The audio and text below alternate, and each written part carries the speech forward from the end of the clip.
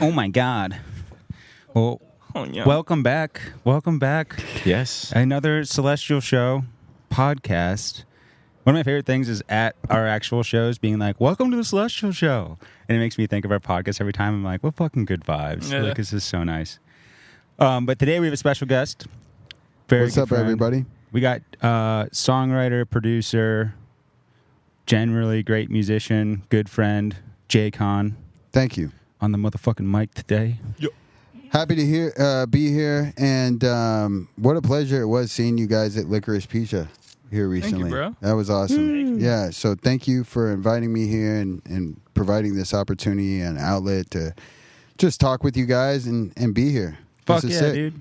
Yeah, it's great. We're as you can tell, we're kind of building a community, and it's a tight knit community. And I just can't thank you enough for coming to the show, man. It was so cool, and your girl's so nice too. Like, you guys are a cool little couple. Like, it was very fun seeing you guys out there kind of fall in love Aw. with some Celestial tunes. We got a video of when we played Wonder, and Ellie like caught you like rubbing her shoulder and like filmed that first. Oh, That's, that like, was them. Yeah. Oh, yeah. I know Yeah. exactly what you're talking about. Yeah.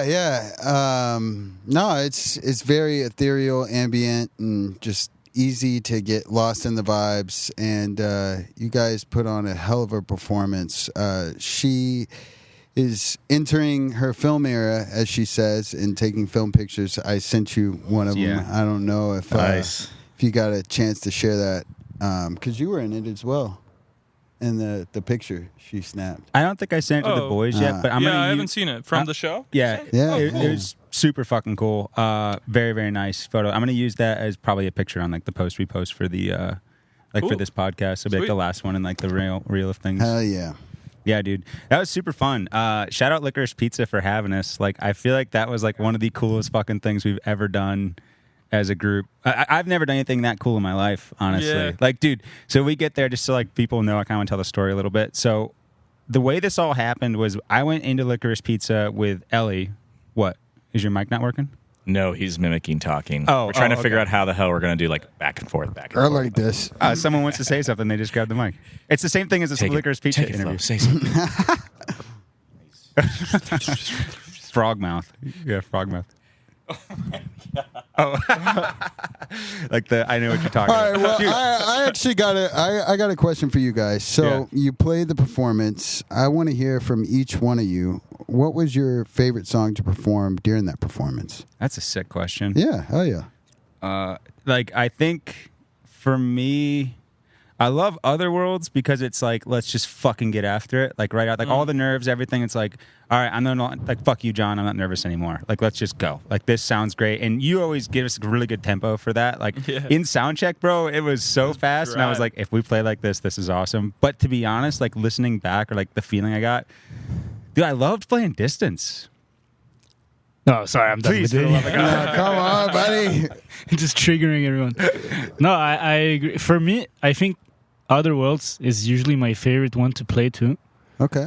Especially this one, like this one time, it was really cool because we did like a couple little arrangement changes, Yeah. and it feels like it really hit. You know, like it was really nice. So it had that like novelty to it that was like so exciting, and actually like Distance too. Like the first and the last one we played, for me they were my favorites. Also Distance because it was like the first time that we played it live, Yeah. not in acoustic setting. Yeah, Because we played have it done acoustic before. acoustically. Yeah, you're right. But yeah, it was like so cool. You know, it was exciting. So I would say like the Otherworlds and Distance, the first and the last for Yeah. me. Okay, cool. Yeah, Nice. Couldn't agree more myself. Well, usually Otherworlds is always fun, but Distance had that new aspect to it, which is always going to be like an undefeatable feeling the first time playing a new song fully live. Hell yeah. Yeah, it's so easy now that because we have the songs down. When we add one, it's only stressful for one song. Although I will say, during Almost Every Day, which is usually one of my favorite songs to play, like by far, like I love playing that song. I feel so good. When we first started it, I was like, let's fucking go. Like, Nice. like that feeling, I was like, I'm going to kick ass this time. And then I sang the first part where I was like, and as you find your way, like that. Yeah. And I just belted it, and I didn't breathe or something before, Right. and I got so lightheaded. Yeah, that can happen, dude, if you don't take a bit. And you do belt in that song. You have to like stand like 4 feet away from the mic. Yeah, and at one point after that, I was like, "What am I playing?" I like fucked up 3 chords in a row. I was like, "Oh my god, like this is gonna be brutal." But then I got back into it, and it was fun. I just love how that song goes from like the like real like choppy kind of guitar playing to like the bridge, where it's just like I just let it ring very out. open. Yeah, Kind of psychedelic. Yeah. How cool, man. Not only that, but there was tons of vinyl there. I don't know if did y'all do any crate digging or looking at it? We did when we went there beforehand. Okay, got you. And they I think they have a pretty good selection of stuff. There's a lot of pop stuff there too, but there's some deep cuts in there as well. I found some good ones. I picked. I showed my girlfriend. I was like, all right, so if I was to buy vinyl right now, I would have gotten the Beach Boys. Oh yeah. What was the album? The Green Album. It's blanking my head right now. Where they're in like a jungle. They're feeding the animals. Yeah. What is Pet Sounds. Yeah, Pet Sounds. Oh my gosh, I can't believe I spaced on that. Yeah, I saw that album. I was like, I'd love to own that on vinyl. They had Cockatoo Twins, Treasure Hiding. I would have loved to have that one. What was the other one? I think those were the two where I was like, if I'm going to spend some money right now, I might buy these. Did y'all see anything that kind of spoke to you that you were like, buy? Yeah, when I was there, the time before, they had a Heavy Jelly by Soft Play, which I played a little bit of them for you in the car on the way here. They're sick. Yeah, and I just think they're so cool because that's what inspired us to do that. So okay, cool. Soft Play played at Licorice Pizza, and I didn't know about it. I was really like, I woke up one morning, got on Instagram, and I saw that, and I was like, what the fuck? You can like, play here. Yeah, not only that, but You like, too can be part of how it. did I, well, my brain didn't even go there. Like my brain was like, how is this cool of a show? Like intimate punk rock, like high energy during Coachella weekend is happening on my street, and I didn't know about it. Yeah. Free fucking Soft Play show. And it was packed. And then so I went in there, and I was like, that's kind of how this started. Like Frank, the guy who works there from Frankie and the Studs, the band, you should check him out. Shout out. He was there, and I told him that story. And he's like, "Oh, bro!" Like, Ellie showed him Celestial, and he was like playing Other Worlds in the record store, which was really cool. And he's like, "Yo, you guys could probably play here if you want." Like, I was like, "All right." He's like, "Yeah, I'll send you an email or shoot this girl an email, whatever, and we'll set it up." And then I did that, and I found out Monday they were going to be interviewing us. They were going to be filming it, recording it, and I was just like, How cool. Holy Full fucking shit. shebang. So Yeah, sick. that's awesome. Yeah. How'd you boys feel about the interview? It was great. I thought it was so cool. Couldn't agree more. Yeah, yeah. It was fun. It was like this. At least that's how we treated it. Yeah. Obviously, a little bit more like guided questions than we're used to doing on our Yeah, podcast. I didn't expect it to be like that fully fledged, you know? Yeah. Okay. I thought it was going to be like, hey guys, so what's your name? Yeah. Right. Well, yeah, some of that. But do you feel it was organic? Yeah, no, she was very good at like leading the interview. Like she Great. had questions prepared, but she was like ready to hear answers and develop upon them, you know? Oh, Yeah. very cool. Dude, they Yeah, treated yeah. us like rock stars. Like it was the coolest thing in the world. It They was were awesome. like Lindsay Parker, I think it's her name. Nice. Oh god, if I'm fucking that up, I will edit it in so it seems like I did. Hey, it's Lindsay Parker for So LP. Lindsay Lohan. when is that dropping? They said a couple weeks. Cool. They said there's probably not going to be much editing. She might edit out one part. She said that because she thinks she fucked up, and I was like, nah, I didn't fuck up. But she was right. It's not even me that she's editing. No. We were all, dude. That was what was so cool. Is that normally how it goes? Are you the bad one of the bunch? Mike? I wouldn't say that I'm bad. Mike is worse pre-interview. Okay, I'd gotcha. say we have some clips of Mike before where we don't know the camera. Who gets edited the most? Who are we No like? one. All right, we got to censor For him. like interviews? Yeah. I mean, I think it's probably me, but I don't think we've had to really But censor honestly, like, anybody. we don't really like we speak our mind, but like we're never really like offensive or like No. say No. No. because we're just like nice people, bro. For sure. No, I mean a lot of the lead-ins to y'all's material in that concert, and that was my first time seeing you. What a great way to see you two in such an intimate setting. But a lot of the lead-ins to the songs were you did a great job saying where the song came from, where the vibe was, what you wanted us to feel as listeners in the audience, and just saying like hey, if you have dreams, if you have ambition, if you want to do something, get after it. Very motivational, which is nice. And it wasn't one of those things where it was like overdone, right? Where you're like, all right, get on with the song. Yeah. You know what I mean? Like, yeah, we've all been to that. One of those shows where like, all right, this guy's really taking advantage of using the microphone right now. Leave some of it to the imagination, right. But no, it was really cool to see. I like that y'all do that too. I feel like that's a good way that you bring the audience into that world that y'all are creating. Of hey, this is what this is. This is what we want to take you. Right? I mean, John gave me a sticker today. It's y'all's album cover. It's nice. The spaceship going up, and I mean, it's a great imagery of what you're trying to do. Essentially, is you want people to hop on board, come on board, dreams, imagination, all that, come on board and go up. And I feel like you really captured it, and just kind of seeing that performance and seeing how you interacted and kind of kept the dialogue short, kept the songs coming. It was really cool. Dude, that means the fucking world to me. Thank you so much, because I respect you a ton as an artist. So like, when we, by the way, just want to say to anyone listening, like, for me, the hardest thing was finding out what to say at shows. Me too, as you know. Yeah, it's not an easy thing to do, but that means the world to hear that, and we'll just keep getting better. And Flo, you've helped a ton with that. Give me inspiration, like telling me how to do it and things like that. Ellie also was a bunch, but thank you. Yeah, Well, thank you. At the prior show, I didn't say shit about at least the songs that I sing. I was just like, the song's called Almost Every Day, and it's about getting better almost every day. 1, 2, 3, 4. You know what? I just saw a show at the Greek, and I mean, the performance I saw, like the band went from one song to the next, just kept it rolling. They're a national touring act, and I was just like, yeah, I mean, just keep the music going. That's why we're all there. We're there to hear the songs.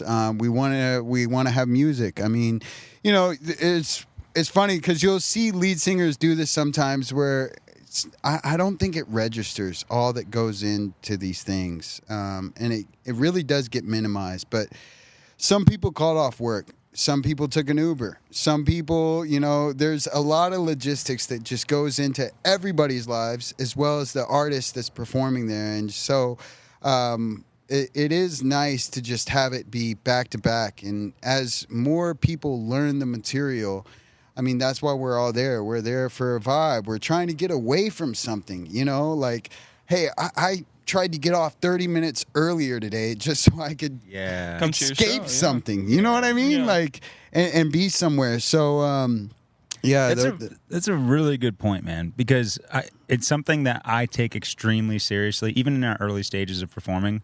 To me, Celestial is a live show band. We're obviously I want to create awesome digital content, but I want people to go to Celestial shows and feel like they saw something that was special. And we're in such early stages, like how that will become what I expect it to be will be, we have to get time and budget and things like that. But right. I never want someone to leave a Celestial show and feel like we phoned it in, because exactly what you said, like, if you are the professional in that setting and you're putting on the performance and people took time out of their day, time out of their lives, paid money sometimes. At the Virgil, tickets were $20. Right. And in my head, I'm like, bro, $20 to see a band that with, was it a Thursday? We forget that sometimes, we really do. It's just like, you shoot the text out and like, you want people to come, and people do come. But I mean, in their own lives, they had to make decisions. They had to cancel stuff. Hey, I can't do this. I'm sorry. I already committed to this. I mean, like, there's stuff happening there. You 100%. Know what I mean? That's why it means so much when friends show up too, because it's like, I mean, you might not even be a fan, but you're supporting, and you need that in early stages of music products, because you just need that. Like, people don't know you. Like, they have no idea who you are. And that's what's cool about the Licorice Pizza show is we had random people come in And at one point, I saw like two dads with their kids like on their shoulders, like dancing. Yeah. I'd never been happier in my fucking life. No, I was like, that was my favorite part sweet. about the All show. right, I'm gonna The throw you random up for a show-ups. rinse there. So why is it that so many people want to do that for somebody, but we almost feel unworthy in ourselves to even ask for it? You know what I mean? I can go deep in that. You know That's what I a mean? tough question. But it It's a really deep is question. like it is because like you tell me, hey man, we're doing this show. I'm like, I want to be there. I want to support him. I want to do Right. this.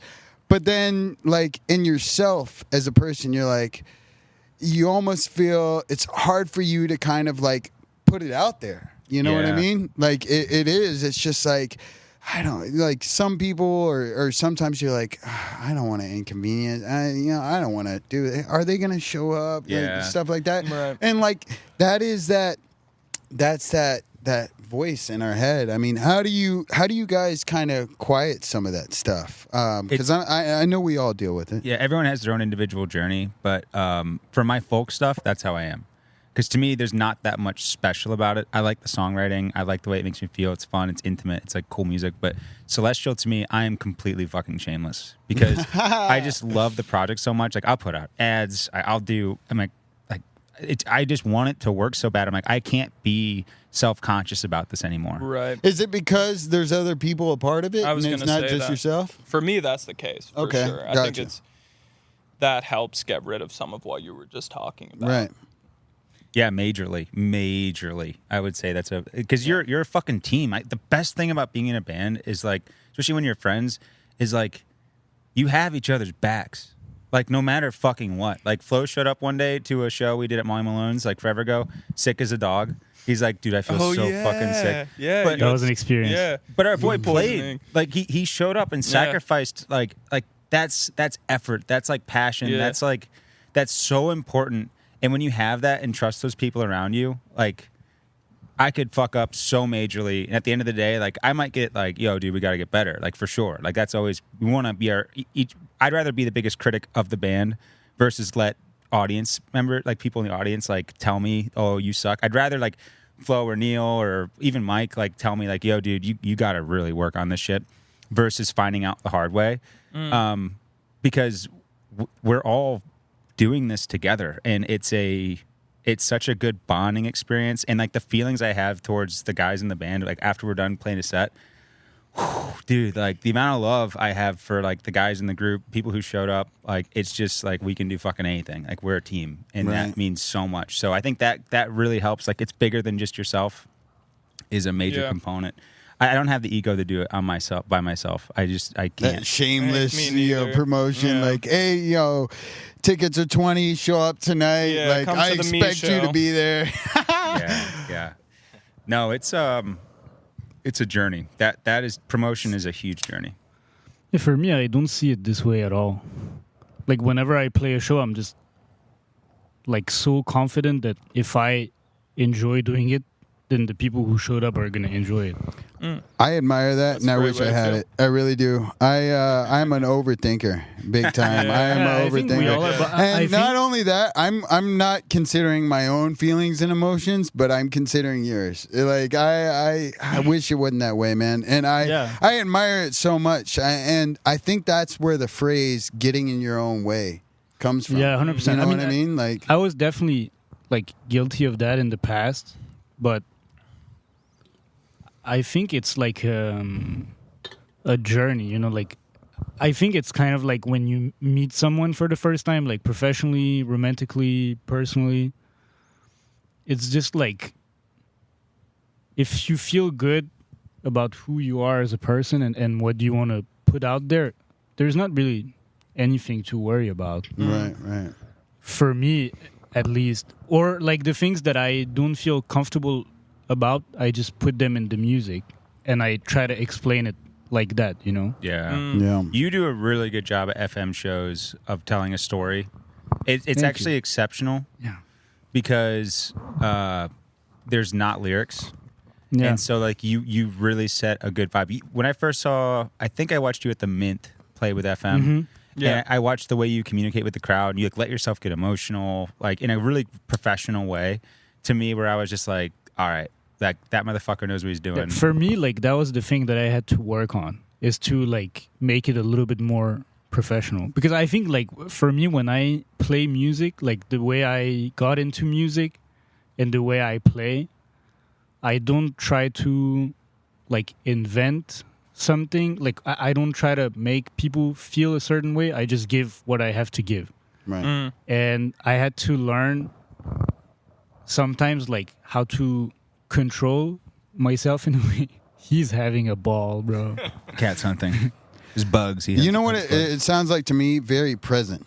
Very present. Yeah. You're very focused, and I feel like when you're playing drums, you have to be that way. I don't know what performance you're talking about in particular. You know, I've seen you as a performer, as a drummer, and I just know that, like, you know, some of these other positions, I think the vocalists kind of like vocalists not playing guitar gets the most slack. They can kind of, you know, they can take the shots, Right. they can have the beers, and they can be a little sloppy, but you know, the rhythm section is always the most important for shows. So bass, drums, I mean, you guys, you carry it. You It's foundation. yeah, it really is. And like guitarists, you know, maybe that solo can be a little messy, but yeah, I feel like presence is what I was hearing, and just what you were doing, and just kind of focused and very in the moment, which is awesome. You know, Thanks, that's where you always want to be. Yeah. Right? Is Yeah, always yeah. you don't want to be, and that's where I go back to overthinking and stuff. It's just like you don't want to be.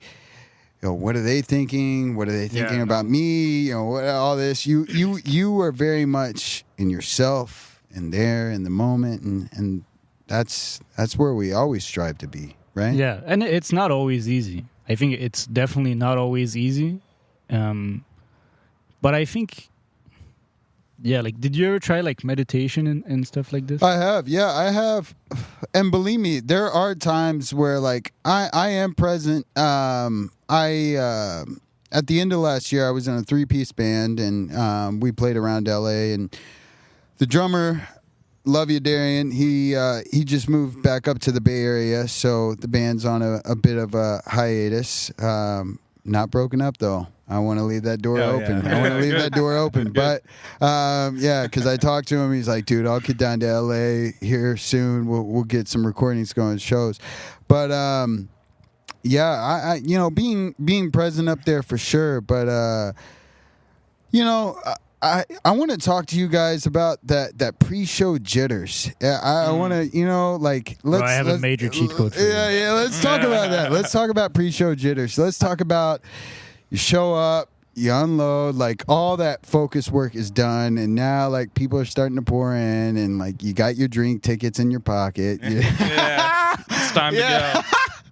You know what I mean? You're like, you got your drink tickets. You're like, all right, people are starting to show up. All those texts I sent out, wow, they actually worked. Like, now here they are, and you know, you're watching the other acts. They're performing, and you're like, man, this is great. This is good. Yeah. But the whole time, you're not even present watching those awesome artists. You're thinking in your head, Yeah, wow, about your show. I'm next. Okay, third song is this, and we do that key change. Okay, yeah, and we just changed this in the last rehearsal. Am I gonna? Yeah, dude. There's just it's crazy how much goes into it. Well, man. Flo played fucking 22 songs on Saturday.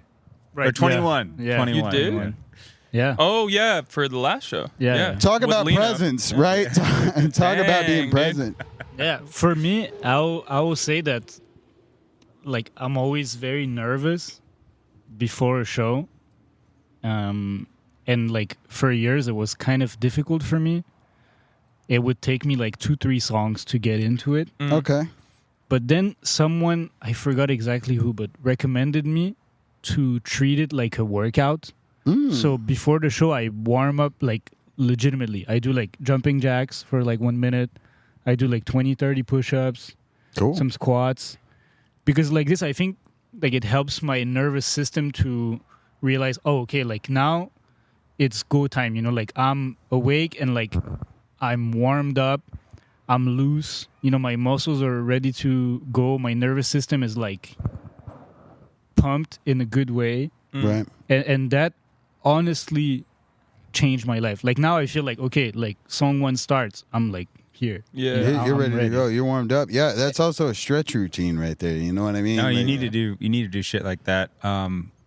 do y'all do anything John- as a band before you go on? Like Not kind of yet. any kind of talk or kind of huddle up or anything? John and I did for the first time this past show. Yeah. At least between the two And of what did us. that look like? Can you talk about it? I mean, Neil came up to me during Lino's set. Shout out Lino X Ran, he fucking crushed it. Love Lino, and Flo drums for him too.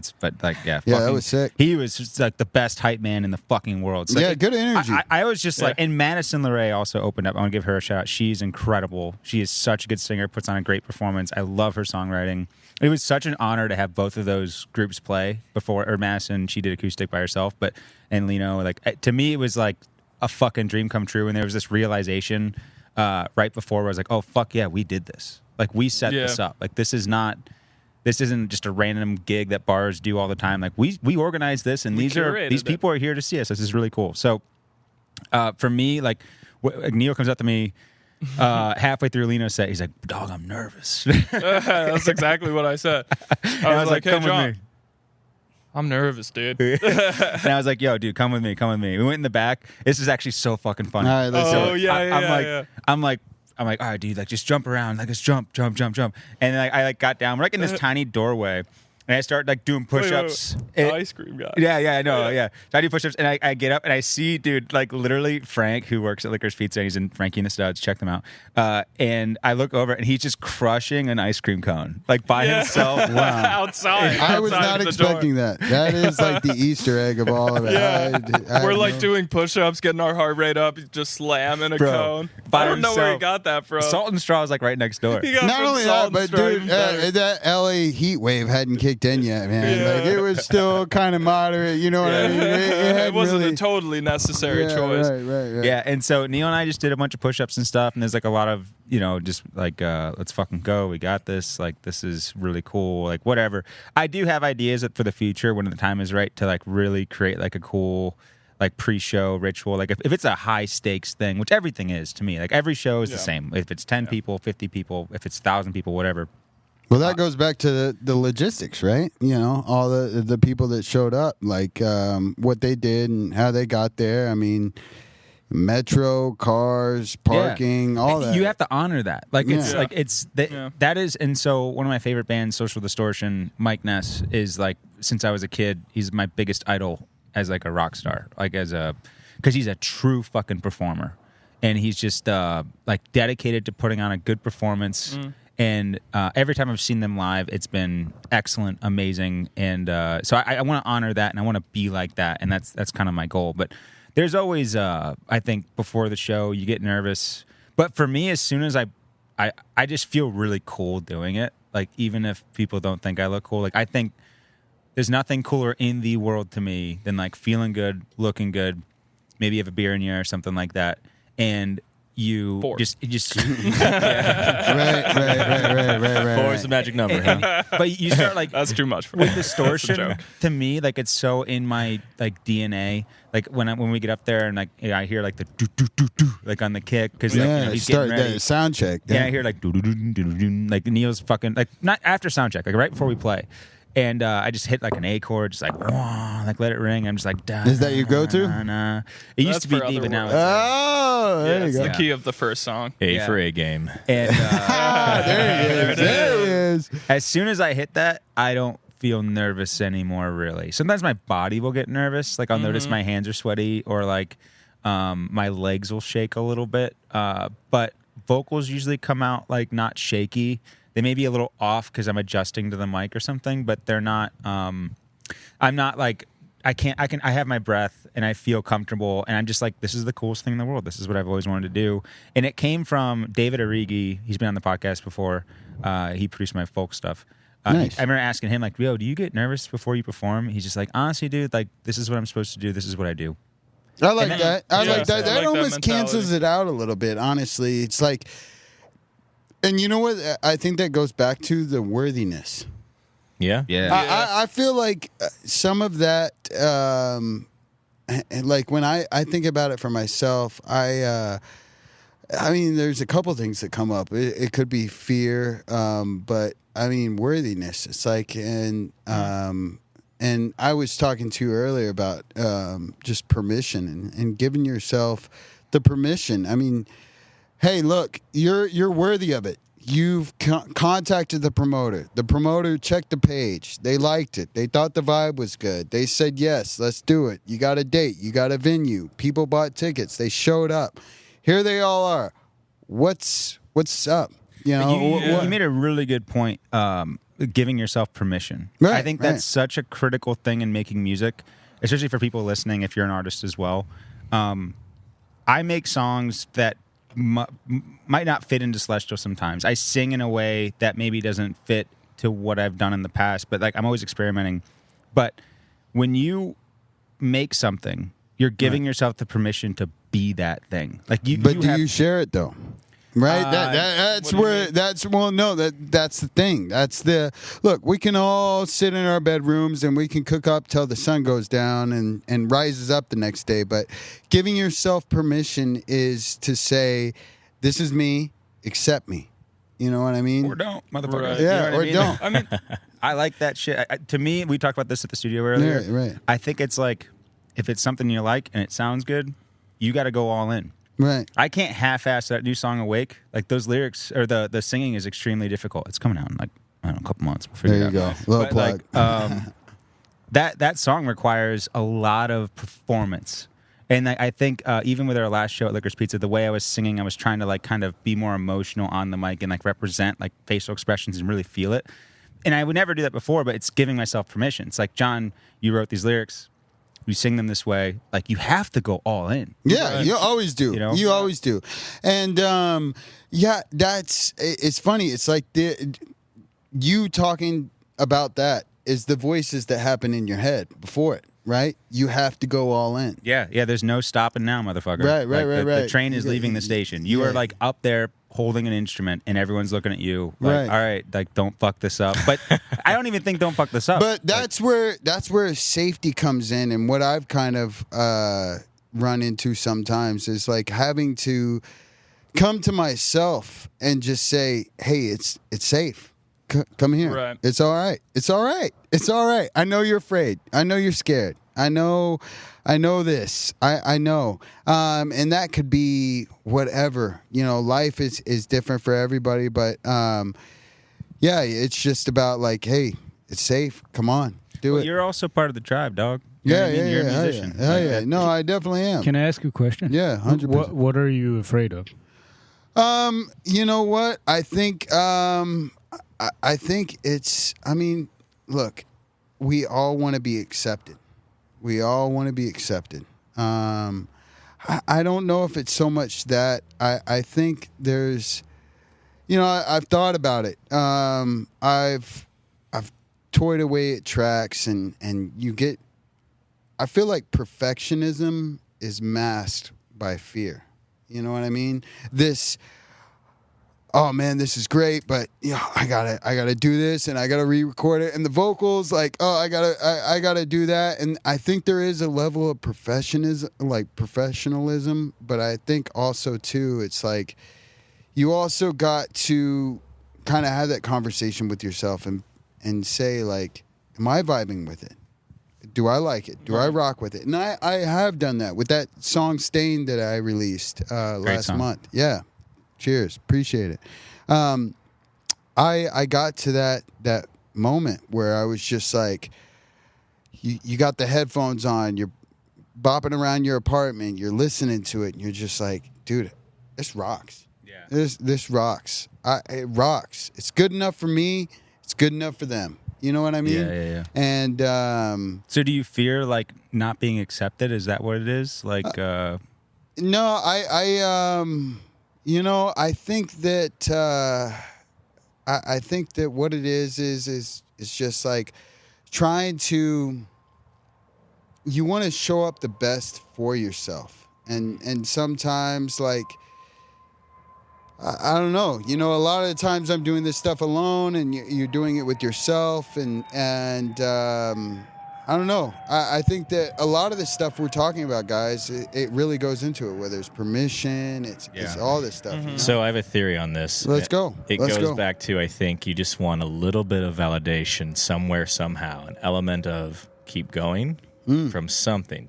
Right. Could be having a good night's sleep. You go back to the next day, like, oh, I really like this. I'm going to keep going.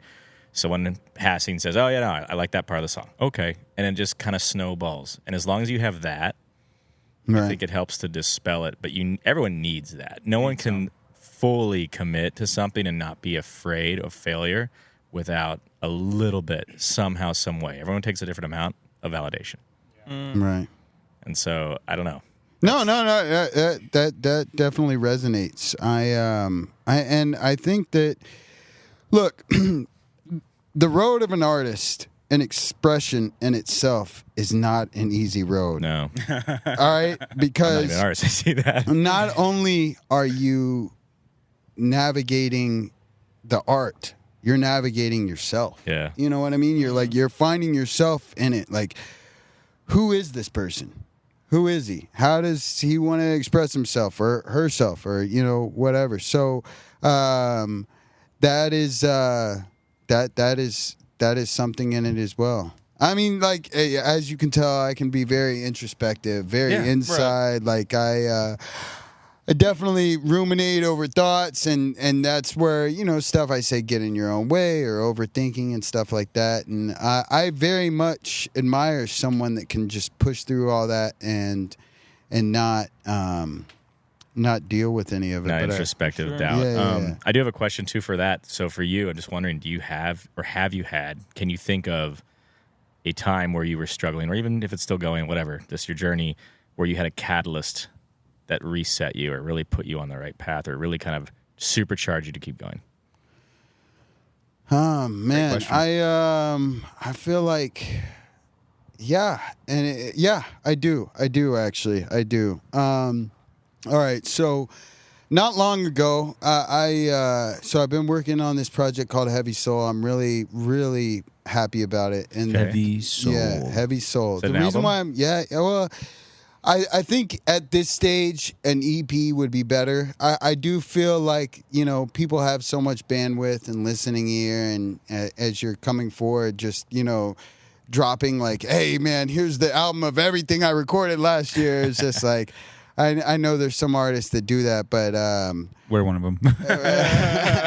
but no, I remember I had left my place, and I was listening to music on my headphones, and I was walking, and I was just like, damn, man, why can't I figure this out? Like, why can't I have more of my music published online? And then I started looking at like younger pictures of myself, just like me playing the piano as a kid, and just realizing that music has always been a root in me, self-expression, and just wanting to put it out there, and just wanting to show up for that person. You know what I mean? Yeah. The inner child, man. That's nice. Just seeing that, just seeing those younger pictures and being like, and I really did get emotional about it. And actually, the cover of the project is from that day. I literally was like, I was feeling it, and I took a picture and I sent it off to a graphic designer. I was like, hey, can you do this and stuff? And it's sick, and I've stuck with it. That's the one thing I hadn't changed, because like that felt so organic to the name and everything that I'm trying to convey. But that day was kind of the reset, where it's just like I I still carry that thought of like, I can't wait to hang out with him and make music with him today, and like, you know what I mean? Like, dude, show up with him, and like, oh, man, I want to love that guy. You know what I mean? Like, I want to, like that's the reset. And you really do got to put two people in the room in that, right? So it's like me, I'm cooking up, I'm doing this, but then it's got to be the other person. It's like, no, that kicks ass. Like, no, keep doing that. You know what I mean? Right. Like, and that's what, when you're doing this alone and solo, and I was telling John earlier, it's like, you don't have to put it all on your shoulders. And I don't realize why sometimes we do that, where we're afraid to ask for help, or we're, like, I'm really fascinated. One of the stories that I saw from one of the clips on your social media that resonated with me so much is how the band was even formed. Just like organic. Hey, you do music? Yeah, I do music. All right, cool. Let's jam sometime. It's just like that. That's beautiful. It's just like that bridges, because like you even said about yourself, you're just like, yeah, I do my solo stuff, but yo, check this out. You know what I mean? Yeah. Like, yeah. So Yeah, no, it's we always say like serendipity for Celestial, but we did sort of hijack T-pop A little bit. a little bit. Yeah, and I heard whether about Flo knew it or not. It was worthwhile in the end. I think so, 100%. Yeah. Yeah. It We was got fun. a good group of But people here. I wanted to ask you, because you were talking about a lot of your stuff, but you also produce for other people. Yeah, I do. How has that experience been in comparison? Because that's probably a little bit easier because you're getting feedback from 100%. It takes so much of the stress of the performance and all this that goes into being the artist, and like it takes the overthinking out of it. Like that's where I shine. I am the biggest cheerleader of my own productions. I love it. I love it. I love it. I love it. I love it. I love it. I was talking to him earlier. One of the biggest hurdles that I've run into is just like, I can produce 1 million records for another artist, but are they going to release it? And like that was one of the hurdles I've run into. But no, it takes the overthinking out of it. And like, I'm really good with emotions and setting and feeling it and understanding and what are you going through and how can I help amplify that? And so the producer role was something that I always kind of gravitated towards and played a part in, even before I started kind of doing the solo stuff and experimenting, like, seeking that out. The solo stuff was always something I did on the side, but it's something that inside of me, I feel like I owe it to myself to do. You know what I mean? It's like, hey, you've been making these records, you've been doing this, you've been investing so much time in this. Why aren't you doing it? But the production side of it, I love it. I love the emotion of music. So like that's when you. So I also when I first met you, it was so funny to me because I went over to our good buddy Dylan's place. And you guys live downtown. Right. This was like during COVID or something. And I go in and I'm hanging out. Yeah. I think this is when Kid Boo was there. The rapper. Yeah. So like may have been around Thanksgiving or something. It was different than that day. I remember that day. Right. That's another funny story. That was hilarious to me. Like when I showed up that day. It was fun. Good people. But like crazy day. Yeah, it's man, what a trip LA has been, man. Yeah. But so I show up, you guys have a sick apartment. And there's a sign on your door. It says like recording in progress or something like that. And I'm like, okay. And all I hear is like high pitched singing coming out of there, and it's kind of cool. But I was like, I could tell you guys are working on something that was pretty dope. Right. And I'm out there, and there's this like rapper there. We're talking, and you like, hey guys, please be quiet. I was like, oh, it's so nice of him. Like you're such a kind person, and we were and everything. And then you're working with that artist. I forget his name. You don't have to say it. Yeah. But like, no, I can. And I got the craziest story. And it's so funny how the universe works. Yeah. It really is. I'd actually like to tell this story. Yeah, and I'll take one too if you can. I'll tell this story, and I want to see if you guys got a story to follow it up that's similar. Okay. Hell yeah. All right. We got. Pass it around. Pass it. No, I got a good story about this. So I'll try not to say their name, and I don't think I need to, but essentially we were all on COVID lockdown, and my COVID lockdown, I just honed in on the music stuff big time. I mean, we were all locked inside.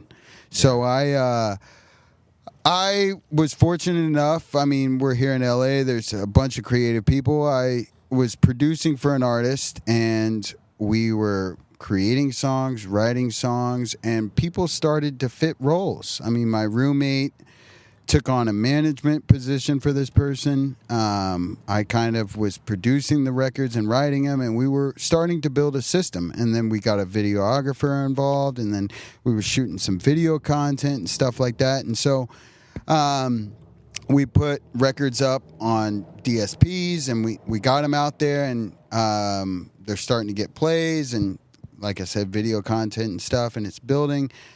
And then this person just completely flips and wipes it all down. Everything. Just he was doing pretty well. I remember like seeing the listener count was good.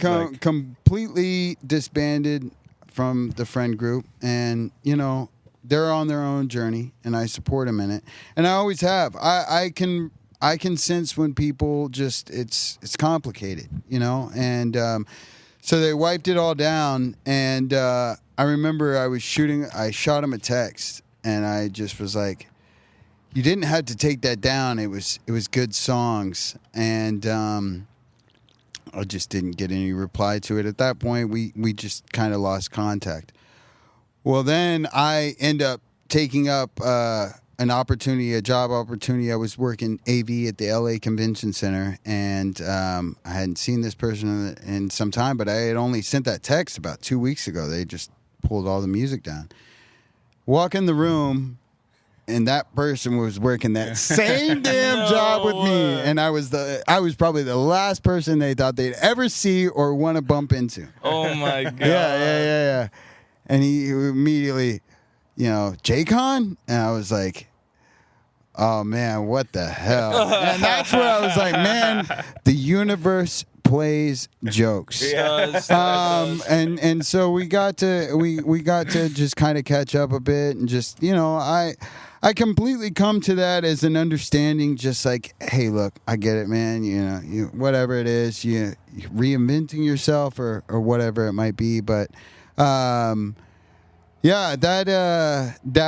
is somebody that kind of talks to that. It's like, working with that person and stuff like that. And that also kind of goes back to what I was saying about, like, you can make so many records for an artist as a producer, and still just you're limited by the outlet that is the voice that puts them out, right? Like, man. So was he the voice? Yeah. So I was producing these records, and production credit, and we did it all right, guys. I mean, signed up with all the organizations, and we playlisted the records and got plays on them. We got featured on T-Pain does a Twitch stream, and we got featured on that, and performance and stuff like that. And just that's one of the things that it's hard for producers out there. And I want to say, like, I know producers are working hard, and they're sending out beats or working with an artist and stuff, and it's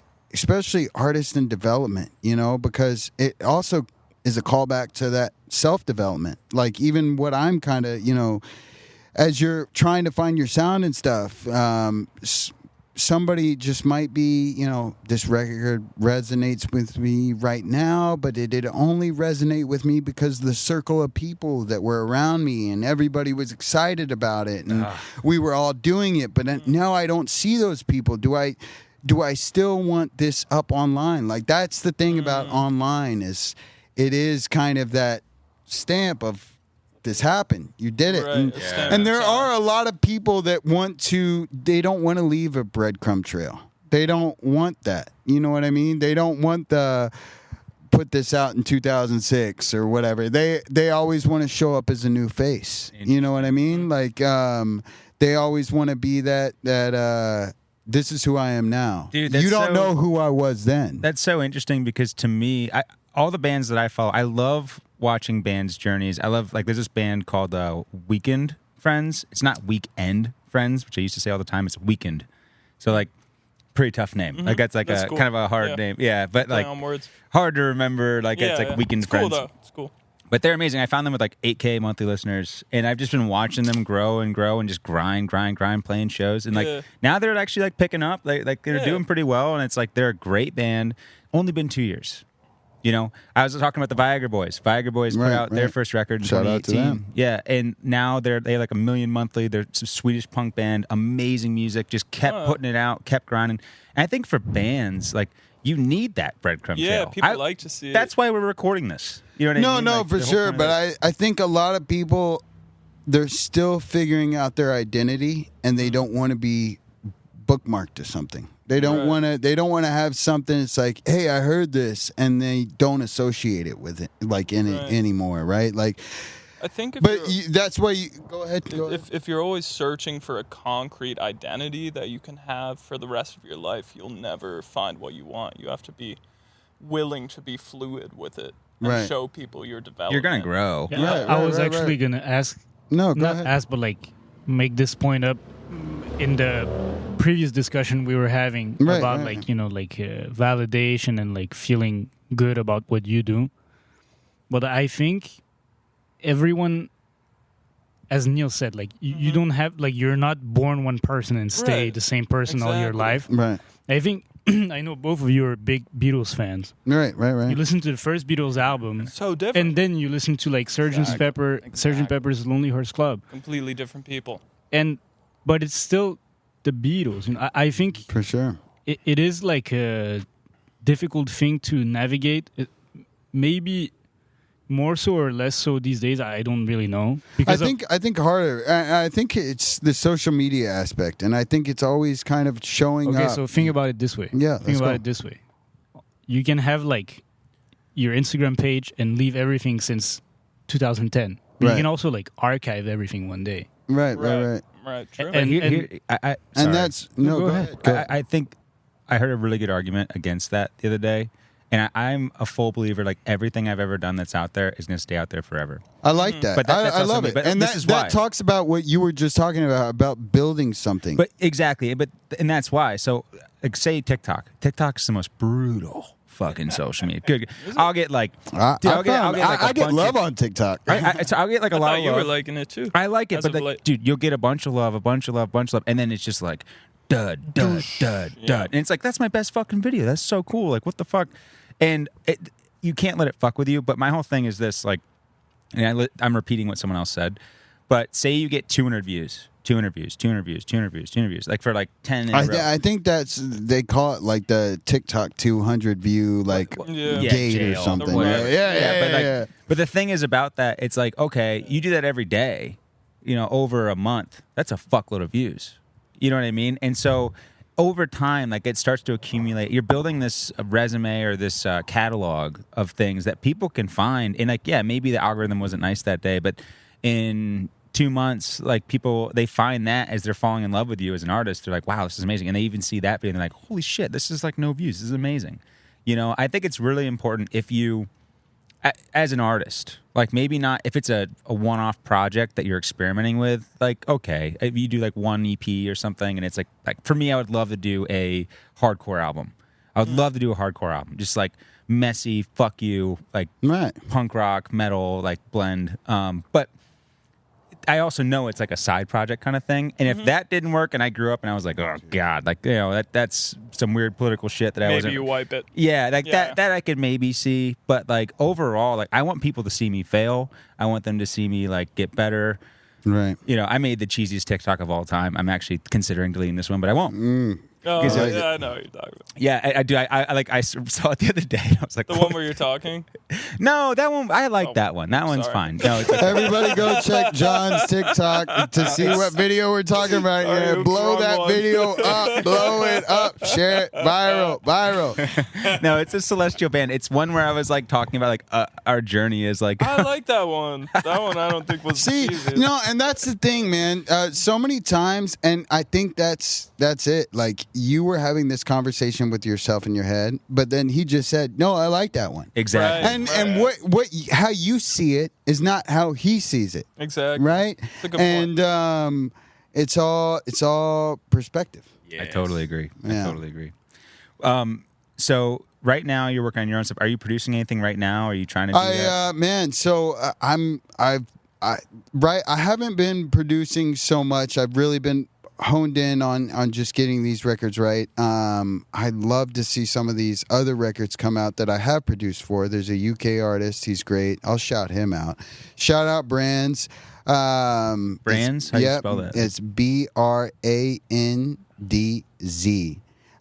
He's a UK artist. He's out there, and I've done so many songs with him. I love all that material. I'd love to see it come out. It's more R&B, kind of like Drake, Party Next Door vibes. Just I like those records. They were a lot of fun to make. Good energy. It's also cool because he came from London. He was in LA. He's an established artist himself. He's killing it with the content and stuff. But got a chance to kind of collaborate with him and create this sound, and everything kind of flows. I'd love to see those records come out. There's an EP that is out on my page right now. It is the Hopeless Love EP, or the Clouds EP is actually what it's called. And Hopeless Love was the single. I worked with a girl named Venus, and she is blowing up right now all over TikTok. She's doing great. She just put out a new single. And I wasn't a part of it, but I support her just because she is cut from the same thread that you're talking about here's my history, and it's a part of my journey, right? So really stoked about that. But no, right now I'm very much focused on the heavy soul and putting some singles out, and I focus on yourself more. Yeah, just because you kind of, yes, I can get in my own way, but at the same time, I can not, and I can put stuff out, and I don't. The main goal that we're all here for is to express ourselves and put this music out and share it. And, you minimize the gatekeepers when, you're the only one making decisions. I'm really focused on this Heavy Soul project. I'm really excited about it. I would just say, if anybody is a fan of bands like Deftones or The Cure or Cocteau Twins, give me your ear. I want to show you. It's good. Yeah, I got that heard it today. Yeah. I got the chorus on the guitar. I got the emotional, the dreamy vibes. That's music I love, and inspirations, and what I'm planning to put out there. And I think, with this episode, I plan to put out a single. That was an idea I was putting out, and that is an idea I'm moving forward with. Hope it's ready by Monday. Oh, you know what? I can move quick. I can move quick. Oh, we can delay it. I can move quick. But yeah, so I think what we're going to be doing here is, as we put this podcast out, I'm going to be promoting a new single. We just did Stain. I'm really excited about that. If anybody is a fan of Nirvana and likes grunge and just getting loud, I got that for you. New single coming soon. I'm really excited about that. And tune in at Jconn Music, at JCONN Music. Fucking A, dude. Across all socials. Good. Nice. I want to get more into your journey, because I know a little about you. But That's what I wanted to know. Your bio. origin, Give me bio. Yeah, dude. So you're Cool. from Dallas. Dallas, Texas, man. Yeah. Yeehaw, motherfucker. Yeah. I was gonna say that. I wouldn't have expected it necessarily. Right, I know. Yeah, no southern draw or anything like that. Yeah. Dallas is actually a pretty city part of Texas. Fuck yeah. Yeah. So, but yeah, I'm from Dallas, and music and memories of that. Just there was this huge scene. I don't know if you guys ever got into this, but screamo and just dude, you come on. stuff like that. Devil Wears Prada, Under Oath, those bands, just breakdowns. So I was going to those shows, and I wanted to be a part of that. And man, I remember memories of just slamming my door and throwing Linkin Park on, and you know what I mean, just all that. That's where it all kind of starts. And That's awesome. Same. I can't deny that. No, Right, that was my right. first hard album. Crawling in my skin. Yeah. I hate you, Mom. Right. I cannot take this anymore. Right. I know, it kind of that. It's funny. It's I think the era set me up to be this emo person. Dude, I was a huge in middle school Limp Bizkit, which was older That's at the awesome. time, but my wrestling coach one time was like, "Oh, Limp Bizkit rocks," and I was like, "Limp Bizkit," and I went on iTunes with a gift card back in the day, Hell yeah. and I got Limp Bizkit album, and they had the song Chainsaw on there. And it's like before every wrestling match, I would listen to that song. It's Fuck just yeah. like grab a motherfucking chainsaw. You know Skin what's your funny? ass raw. I'd be Is like, I was talking to you earlier, but a lot of that hard media is coming back. I actually 100%. so there's an artist. My girlfriend's works for a management company, and artists nowadays are actually thinking about releasing their albums on iPods and doing like hard media and stuff like that. And dude, it makes me think a lot too. Like, how much do you really own? Like, I own vinyl. I love vinyl just because I own it. Like, if all the systems shut down, if whatever happened, like I own it and I can enjoy it. And Right. I think there is something about like just that hard media, what Tangibility. you're talking about. You own that Limp Bizkit. Like, dude, it's my Material. favorite thing in the world. Is like I have vinyls. I don't have enough, but I have a ton still. And like one of my goals actually here is to put up a big bookcase. Anyways, like I want to have a collection, and same thing. Like I love the feeling of like putting on a vinyl on a Sunday morning. And like today, I did it even like just like put it on, cook some food, like actually listen. Like you really, have to. Yeah. You have to, dude, because when you put, I've noticed it. When I put a vinyl on, it's very intentional. I'm listening to this album. And I really wish that, and I kind of push myself to listen to music more like that. Like, even in streaming, just like, I'm going to put this album on, I'm going to listen to this album. I'm doing the Bluetooth speaker. It's on Apple Music, but I'm here. I do the same right? thing. Presence. And like because it's so easy to jump into the playlist or like the shuffle songs and stuff. And dude, there is just when you put that vinyl on, you are so there for that. And just let me listen to it. Dog, the gym for me is like music discovery. Yeah. Like I just go through like Viagra Boys, listen to their whole album, like several of them, Right. Because it's the same thing. I think it's so important because like as an artist, I want people to do that, so I'm kind of projecting a little bit. Right. But like, Right. So somebody getting in to Celestial right now, like you don't want them to just like press shuffle on the songs. You'd say, hey, listen to this album start listen to to the finish. album. You're right. Yeah. You were gonna say something? I was gonna ask you guys. I have like a couple points. I think like one point you touched on. I think all of this discussion is like so true, and it's so reflective of the society we live in. If you think about it, less and less people own a car, own a house. We're in the renters We're market. giving it up. It's like a rental based Everything. society that we're in. Yep. And so I mean that's just a fact. But I think there's always like cycles in life and in society, and you see it. There's more and more people, at least like a part of society is like, actually, I kind of liked owning something and having to take care of it and it being really mine, Yeah. So like that's one thing. And the other point I was gonna touch on is about like the being present thing. To me, it's so funny. I've never heard the word present as much in my life. When I was a kid, I like that wasn't even an expression. That wasn't even a thing that you said. Right. And nowadays you have like no shame whatsoever. Like no flack towards anybody. But you see so many people on social media being like, "Yeah, I just want to be like really present." Be present. Yeah. And it's this whole thing. Like you see so many people who are like, "Oh yeah, I'm deep into meditation," and then you like go have a coffee with them, and they spend half the time scrolling on the Instagram. phone. It's a brand. And it's not, It's a marketing tool almost. But I think the one thing that we cannot take away from marketing is it is efficient. So if enough people like get into that and start like applying it, probably at some point people are gonna be like, actually, I watch like 7 YouTube videos every day about like being present. Maybe actually, today I put on an album and I just listen to that album and I try to see like what's the story they're trying to say, or even reading a book. I just read a book.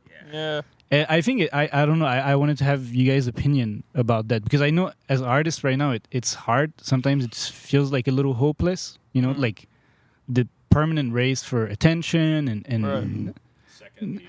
not even that we crave it, you know, but it's just like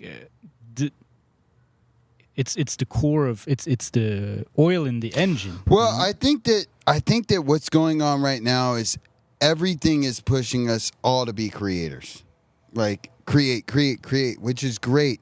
But at the same time, it's like who's gonna like not consume, but like who's gonna listen or read or That's how think LA about it. feels. well, and also, what's the intention behind the creation? Yes, you know, yes. are you just creating to create and just here's me walking in the bathroom? You know what I mean? Like, and yes, people will watch it, and yes, Bathroom unfortunately, ASMR. like on TikTok, those are the things that just go on because it's like, oh, that's normal everyday life. But you know, yeah, no, I'm with you. I think an interesting thing, if you think, like, for example, like every musical movement, it's a counter movement to something else, you know? Right. And I think, honestly, I'm saying this for me as much as I'm saying for all the, like, small or big artists, like, in this world right now, is like, you know, maybe a way to stand out is to just do something that means something to you, like as you were saying, like be intentional. It's like, okay, like some people post like, you know, like random TikTok things or random things on YouTube because they think like, okay, like people want to see this, want to consume this. Cool. That's one way. But for example, I'm talking for myself exclusively, but I think a lot of people will resonate with that. It's like, for example, I'm working on like a concept album with my band, FM Experiment. Oh, beautiful. Amazing. And it's like, you know, the entire album is one journey, one story. And I feel like that's what I want to say. I want to tell that story. I don't want to like dilute it into like some content because I think it's going to do more views or whatever. I just want to tell my story. But I want to frame it in a way that everyone can understand it. Whether they're like 15 years old on TikTok or 75 years old and don't have a computer, you know? Because I think I really believe that story, it can touch everyone. But it's just, I think it's an interesting reflection that we have to have, that it's like not doomed. You don't have to fit in. You can stand out, but you have to do it in a way that resembles you, but you cannot discount the fact that people have to understand you, you know, like, and that comes back. I wanted to say something when you were saying like, it's easier for you to produce for other people than it is, like, you have like less like, bandwidth intrusive and thoughts. overthinking. Yeah. And I think that's important. What did I want to say? Oh my Jesus. I'm so sorry. I had No. I man, you're doing a great job talking through all this stuff. I mean, like, the intentional, the hard media, not only that, but yeah. So what I was saying, just to jog your memory, it was just like, yeah, when I'm producing, it's like, it takes the pressure off. You know what I mean? So if that kind of jogs it a bit. Sorry, go ahead. I think that like for creators, like everyone's being a creator, I think there's a lot of nonsense out there. And I don't mean that in a bad way. Like anybody, like it's never been cheaper to produce high quality music, to produce high quality videos. Like accessibility is great. Yeah, and I think that's awesome. But I do think there's a lot of fluff out there, and like everything's being trained by an algorithm. Like the other day, I listened to the radio because of you, 88.9, whatever. In LA. KXLU, shout out you guys. Here it is right here. I'm putting people on. I love that radio station. It is a college radio station, and man, it was so great because so I had my car, and like, yeah, I want to find new music, but I want to find, what are we all listening to? And what better way to tap in than your college radio? You know what I mean? Radio is amazing. Yeah, well, because this is the breaking. concept. This is the new. This is the, hey, this person just played a dorm room, you know, or what? It's curated. Yeah, right. Like that's the thing. It's curated. Yeah, like, it is so by somebody. Like I think that's really valuable. Like I fucking hate. Like it made me realize. Like, oh shit. Like I'm being manipulated by an algorithm. Yeah, for sure. Like it's not a human. It's computers. It's like, oh, you might like this. Like, hey, you dumb fuck. You might like this. Hey, like gravel Dude, head. Like, you know, you're just gonna be like, you're gonna fit John, right in here. Like, I want to talk about this, man. how easy. Like, all right, I just want to say this. All right, life being hard is not a bad thing. It's a good thing. Yeah, because it builds character. Life being Yeah. hard is not a bad thing. It's a good thing. All right, like. You got to walk to get the food. You got to make the food. You got to walk to the grocery store to buy the food to make the food. Yeah. It's not a bad thing. It's a good thing. All right? Like, life, I don't think life should be that easy. I don't think that we were put here for life to be that easy. Yeah. I really Well, don't. If you think about it, it's like the harder you have to work for something, the more likely you are to really enjoy it. Right, Once you do it, you know. Yep. It's so funny because I'm reading this book right now. This Which called one? Pachinko, Okay. and it's like a 4-generation story about Korean people during the Japanese occupation. And the first generation is like moving to Japan, but it's like a beautiful story. I don't want to like spoil too much of it, but it shows you how insanely hard life was and still is for many people. But it's just like it became so cool now to be smooth and to have like no problems, or at least to not show them, and to have everything kind of be easy. Right. It's, I mean, cool. It is cool. If it's cool for you, that's cool. But I think, honestly, there's a reason why a lot of the most popular songs in the world are kind of sad songs. Because Right. we all go through Preach. this, you know? But we all go through this. It's something that connects all of us. Happiness does too. But, I think most artists, they're trying to expel something from their body, first and foremost, like their body or their mind. And most of the time, the happy moments, you want to keep them. And there are great songs that are like heartfelt and tell like a happy story. But for example, you think about like Sunday Bloody Sunday by U2, or it's like such a tragic story, you know? Yeah. But I think like Great a lot of- record, by the way. Great amazing record. Yeah. And as you were saying it, like there's such a driving force, like something it needs to be heard. Like they made this song, and they were like, people need to know what happened, you know. And I think, as you were saying, there's like a lot of noise in the world, you know, so much noise, so much noise. But people ultimately, when they find something that stands out from the noise for them, whatever it is, they really connect with it. Yeah. And that's, I think, the important thing. I heard a very good quote the other day Let's hear it. by this incredible guitar player named Steve Lukather. He's like a legend session player. You know, he played with so many people. He toured with Toto for a very long time. And someone asked him, like, oh, what would be your, like, favorite band? Like, if you could put a band together, like, who would it be? And he's like, oh, man, I don't know. So many options. And at some point, he's like, man, you know what? I don't give a shit. Like, all the guys that I played with, they're great. Anyways, these days, we're just making background noise for multitaskers. So what the fuck do I care about? And I was like, it's like so true in a way, a little bit cynical, but I was like, he's right, but it doesn't have to be like this. You know? All right. Well, then I have a public service announcement. Everyone listening to this, I challenge you in the next month, 2 months, whatever it is, go to a vinyl store, talk to someone there. Don't just go in and find something cool. Like, talk to the guy who's working it, ask him tell them what you like, ask them what they think you should listen to. I like it's that. those people's lives. Like, they live, breathe, sleep music. This is their whole dream. Just like all of us here.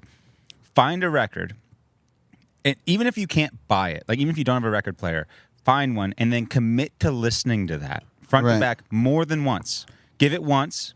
Wait a day or two, listen again, and see how much you enjoy it, and let your mind do that. Like, if you want to fucking meditate, like if you want to, like, oh, I want to be present, and like your life is on your phone all the time, I'm guilty of it too. We all do it. That's meditation. Like, go find a record that you've never heard before, a new band, whatever, maybe influences that align with what you like, and just dive in. Like, really appreciate it. I want to share something because this happened today and just in the last 24 hours. So yesterday, I was at a concert at the Greek, and I was seeing this artist. I wanted to see him. They had an opener. and the opener was selling merch. I have a cassette player. I actually have two. I have a stereo system in my bathroom that plays CDs, radio, or cassette. It's all above. Yeah, man, dude, I got Does that. it have a dual deck? Does it have a dual cassette? No, it doesn't. But the thing AB, is, come on. and What are you so talking the about? thing is like I'm watching this opening act, and this goes back to what I was saying about. I think a lot of artists are going back to hard media. I mean, a lot of the merch I was seeing last night was vinyls, CDs, and cassettes. Nice. So I had never heard of this opener before, and I'm going to shout them out. They were freaking great. Strong Boy. It's STRONG, and then boy is spelled BOI. Okay. Yeah. Anyways, so I love supporting bands and artists, and they're traveling, and they might be at all stages of the career. They're playing the Greek. They're probably doing, pretty good. Yeah. But so I buy their cassette. I just did watch their set. I just saw it, and I was like, I like this. This How is much sick. was their cassette? If you don't mind me asking? $10. Oh, that's Whoa. great. $10. Thank you. Dang. Yeah, guys, let's make the merch. Look, there is a big debate out there about ticket prices. I mean, when you're going to these shows and stuff, you're like, all right, tickets are $40. I mean, 80, yeah, dude. or more, Let's be right? honest. And then parking, Ubers, and then Drinks. merch, all this. Yeah. Don't get me started. Tall can of Modelo, $20. Oh, Go on, man. everywhere. Yeah, right. Kills No water, me. just decide. That's like $4.50 at 7-Eleven. But anyways, Damn it. so I buy this cassette. I had just seen the band, heard them for the first time, buy the cassette, and I was like, man, I am so excited to just play this. I've never heard it, and have that, and yeah, and like one of the things you were saying about the record store thing, like that was a thing. Like, so my whole basis of that story was support musicians, support it. They're putting that hard media. That's why I'm saying they're going back to hard media, vinyls, CDs, cassettes. Buy them. We have Well, to. it's so easy. Well, no, because like, how many people? I'm a musician. I love music. How many people, went to that show and said, "Yeah, the cassette's right there. It's $10, but I can stream it on Apple Music. Yeah. I pay $11 for Apple. Like, I'll just Right. do that. I ain't gonna buy that shit." So I had such a fun experience buying that and playing it in my shower and just like That's awesome, listening to it, and it was my first time hearing it, and I owned it, and I'm like, man, this is cool. Dude, Like, and think about kids. This is like one thing I look forward in my life to having kids. And like, I can't imagine showing my kids through my iPhone music. right? Like being like, going to Spotify like while I'm driving and being like, oh, yeah, listen to this Yeah. song, and like that. The other thing about it is there's a certain anxiety when you're listening to a song on Spotify or Apple Music when other people are listening. If you're showing someone another song, showing other people a song on a streaming platform, if it feels like it's kind of getting boring to them, you'll switch it. Oh, Yeah. not Versus- even that, dude.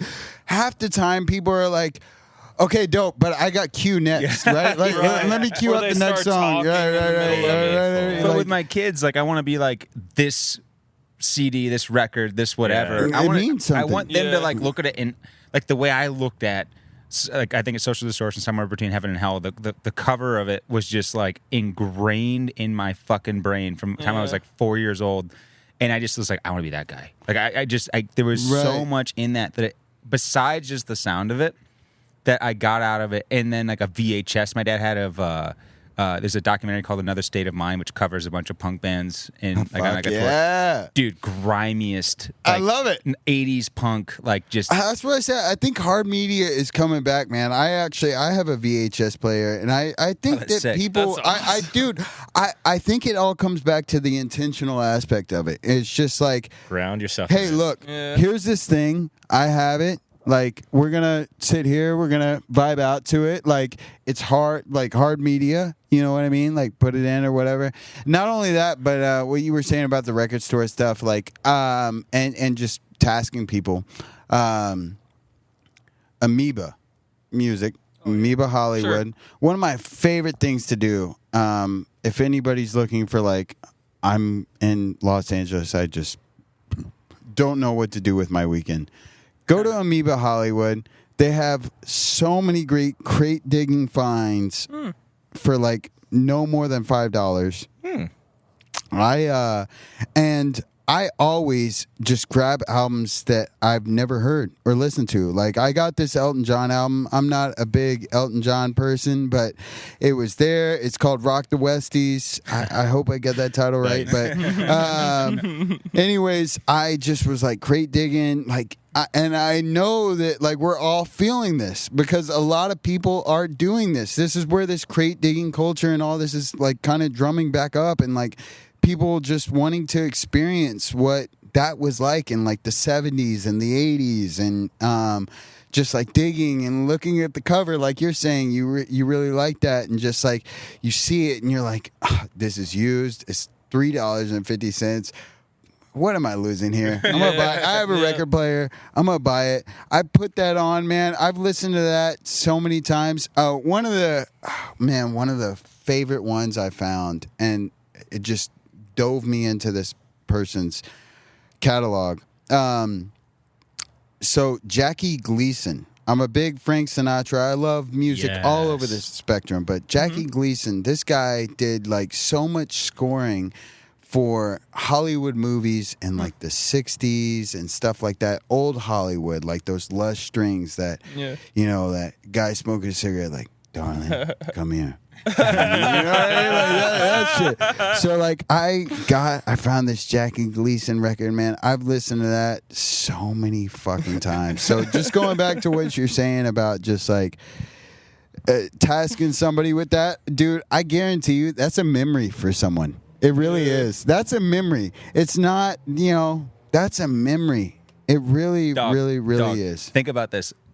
Can you tell me 5 Instagram reels you watched today? No. You know why? Yeah. Because comparison, we want fucking memories. You don't want sound bites. But like, no. But like, just my point is, when you're watching Instagram reels or TikToks, you don't remember any of them. No. It's gone. It's like there's no real experience. bits You're of- just Dude, even the hijacking your artists brain. that even the artists that I watch that I'm like, oh, this is cool. I like it. I like what he's doing. You know, he's got his camera aesthetic. He's got his color grain figured out. The sound's good. Like, got the 80s vibe. It's nice, but it's so short-lived. Yes. And it dies there. It dies there. Yeah. It dies there. There's an artist that I've even DM'd with on TikTok. I thought his shit was great, and we were talking and stuff. I haven't gone to his Spotify page. I haven't gone to his Apple Music. Why? I mean, just like, you know, I don't know. It's just like it dies there. It really does. Yeah. Like, even, you know, you think that link in the bio is like, I'm making it so easy for him. It's right here. I even did like the fan link where it's like you pick your platform. It's like, dude. You know what I mean? Like, I hopped on here for an escape. I liked your little video. Like, it was cool. But, like, no, man. Like, it's always going to show up more in person. Yeah. I'm performing in front of you. The whole reason, you know, I'm here now and we're doing all this is, you know, Licorice Pizza came out to the performance. I show up, support local artists. I know local artists say that all the time, support local artists, buy merch and all that, but it really is important. That's where the memories are. That's where it all comes from. Right. You know, like, that's the thing is, like, growing up, you always wanted to be the first. Like, I wanted to be the first person to, like, I remember when I was a little kid, older sisters of my friends showing us Fall Out Boy. You know what I mean? And being like, oh, this is cool. And like, they were like pumped. Like, yeah, I knew them before Warped Tour, or I knew them before that whatever. type of thing. Like, right. because like that's what's really cool, because you actually form a relationship with that artist or that thing, or like a movie that maybe like is kind of like underground. Like, I love deep cut shit. I love like documentaries that are like aren't blown up. Just like YouTube documentary, 100K views. Like, I think there's so much joy in finding something that's new that surprises you that isn't just like everyone else telling you to do something. Like, be a bit of an individual, for fuck's sake. Yeah. You know, like, have an identity. Find something that's you. I think that's going to be really important too, because I almost want to hit you with this question. Like, I think we are about to go into a timeline where it is hard to identify what's real or fake. Oh my absolutely, God, dude. Yeah. The only way you're going to be able to tell is with your own two eyes. Yeah. And that's why this stuff you're talking about might have a resurgence. Well, that's why I think it is hard media. Like, no, I bought this. It's real. It's like,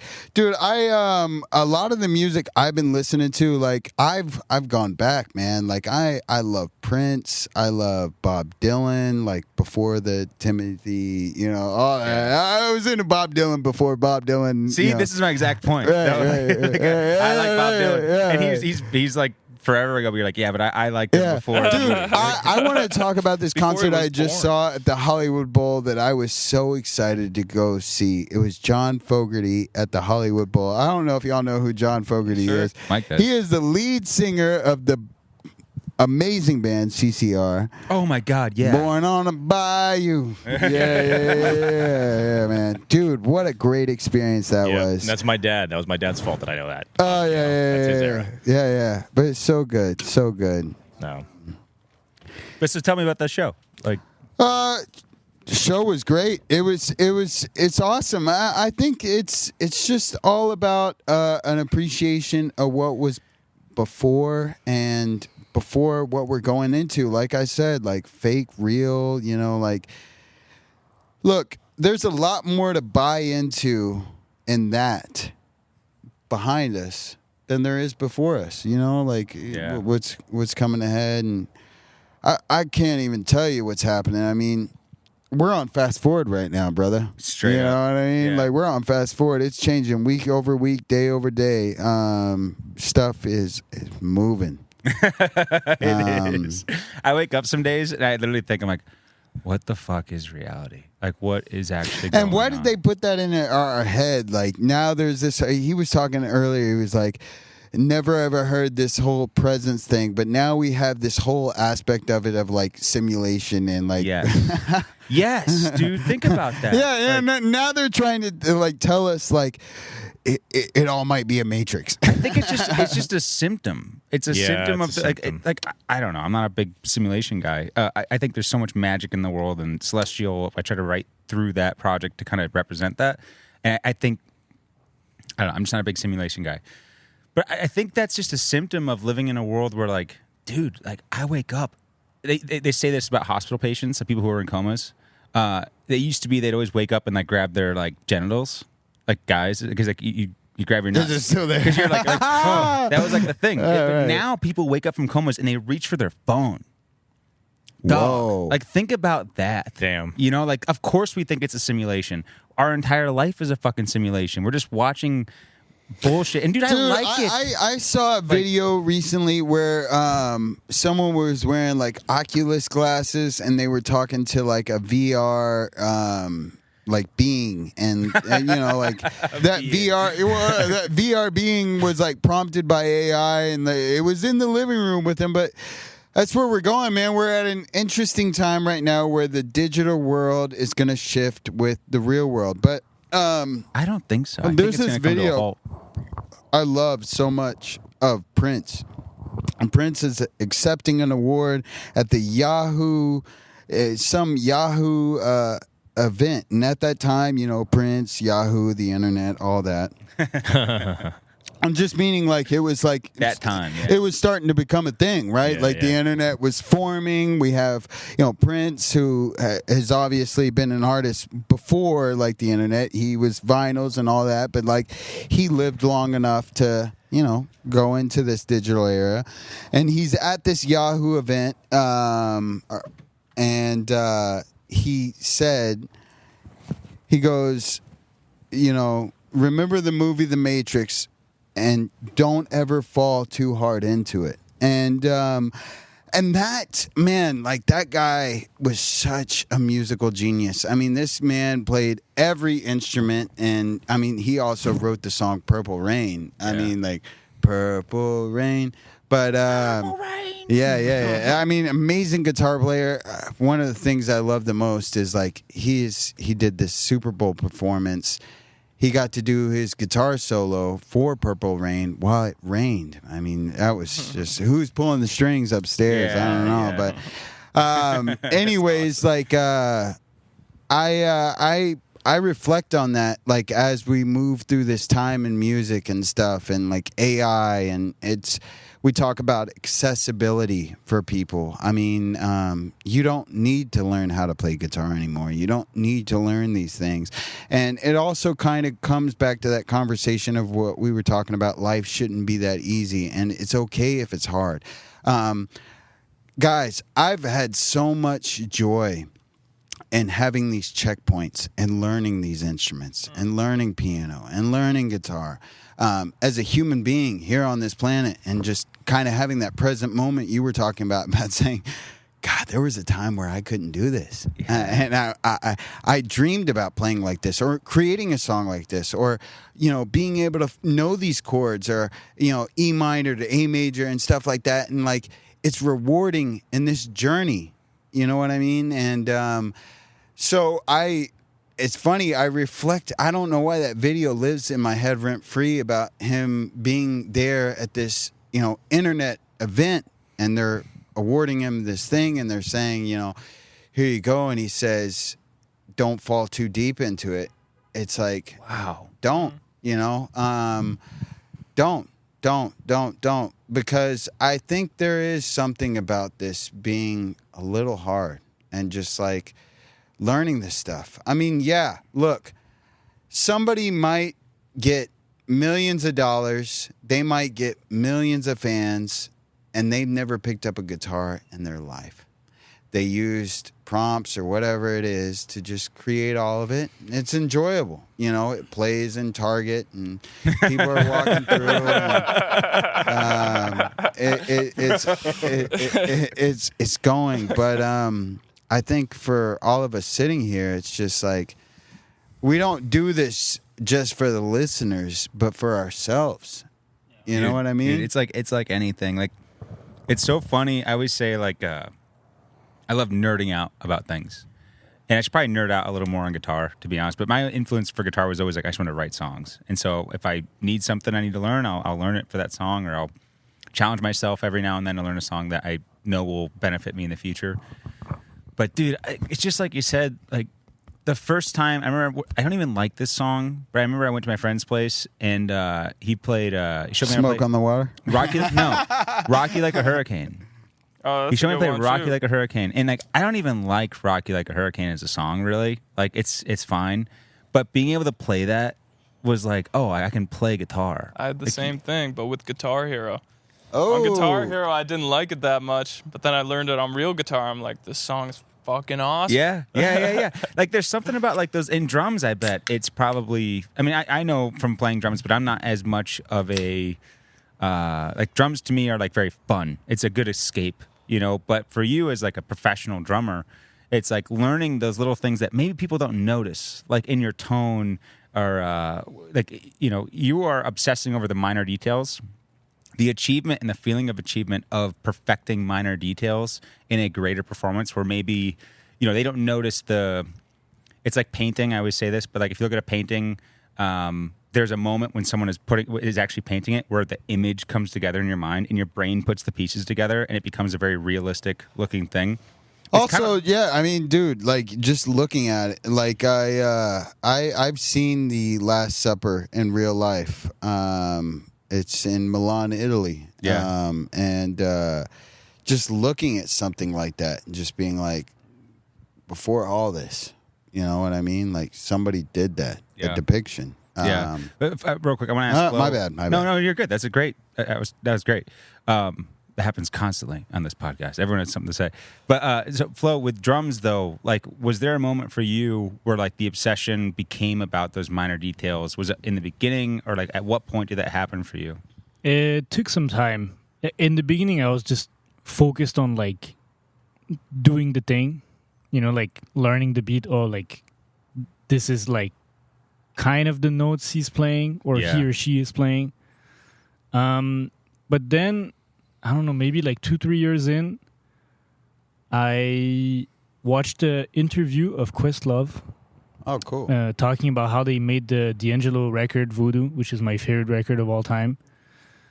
And he was explaining how, like, on those old, like, they did like it was like a whole research thing. They were doing like a lot of crate digging in New York, him and D'Angelo. I got a new record to listen to now. Thank you. It's a good No, one. yeah, I'll you're, check you're it gonna out, like it. dude. Yeah, Hell it's a yeah. very, I'm super very, stoked. very nice. Very record. intentional. Listen to that record. Yeah. I will. Yeah, that'll be great. But he was like, there's one thing that spoke to me. He was saying like, oh, we were like trying to create something timeless, so we listened to all those soul records and try to obsess over the little details. And he was saying like, a lot of the soul drummers, they would play like a lot of like backbeat stuff, like on the snare on 2 and 4, but like maybe on every 4th snare drum, they open the hi-hat at the same time to create a sense of like movement in a way. Yeah. And I was like, oh wow, that's so deep. And then I started like trying to focus on all those little things. And then I got like really deep into like ghost notes, like the notes that you play like very soft. And that sometimes like if you listen to a record, you don't really like pay attention to it. But if you play the part without them, it doesn't feel the same. Like it doesn't move the same. So yeah, I think every instrument is like that. But I would say like for me, drums, it like that really connected first is like, yeah. That's There are bass, so too. many like APMs, you know, as like Yeah. the Zoomers say, like actions per minute. You know, like there's so many little things that add up to create the magic. That's it. That's Yeah. it. I think that's where like AI and stuff won't execute in a way where like there's going to be that real soul connection. There's always a part of the population that's going to enjoy anything. Like it's like what you said, like course. dude on TikTok's like I'm going to the bathroom, whatever, like that kind of shit. But I think most people, not even most, but a percentage of the population like loves to go deeper and appreciate those things. Video games is a place where that exists. Like look at the people who criticize video games. Like they criticize like frame rate. Why would I waste my time on that? Yeah. Well, not even that. Like they'll show graphics or something like that, and people are like, "Here's the difference between PS5 and my PC." And like to me, I'm like, I just see the same fucking game. But to them, because it's something they love and something they obsess over, they Good point. appreciate shadows and textures and the frame rate and way things like continue, and they live in that experience. Music's the same thing. If you love music, I encourage you, find out why you love it. You know, like go deeper, really connect to that. Why do you play music nonstop? Is it just background shit? I bet it's not. I bet there's something deeper in that you really feel connected to in your soul, and you should explore that because you're only here for a certain amount of time. And there's so much bullshit to focus on, but it's really important you find out why do I identify with something like this. And you see, this is why you're a leader, John. There you Because go. you show people another way. I think it's important, like Beautiful. as artists, I think, you know, we're all in the same boat. Like, you know, we're all competing for people's attention, like all of that. You know, everyone is. But I think being a leader is like to stop complaining and start giving other options to people. Because people want other options. Like, they just don't know that they're there. And I don't have answers at the moment, but we all have ideas. So we can just try them, you know? And then if people fuck with it, great. If they don't, we'll just all move on. Yeah. You know, but I think, like, that I've been thinking about this, like, during this entire conversation. English second language, guys. Lovely. Conversation. But I think it's important, you know, like, as artists, we are leaders, not in the sense that we want to, like, dominate or anything, but Be we a want to, boss. like, inspire, you know, we want to just open new doors for people. It doesn't have to go as deep as, like, oh, we want to revolutionize the world, but we want to give people, like, something to think about, something to ponder on, something to try. Yeah. Yeah, and, I like and also that. emotions, yeah. No. That was beautiful. I agree. John as well tonight. You know, he. You know, I I agree. He definitely some inspiration and just carrying putting that voice out there and stuff, and I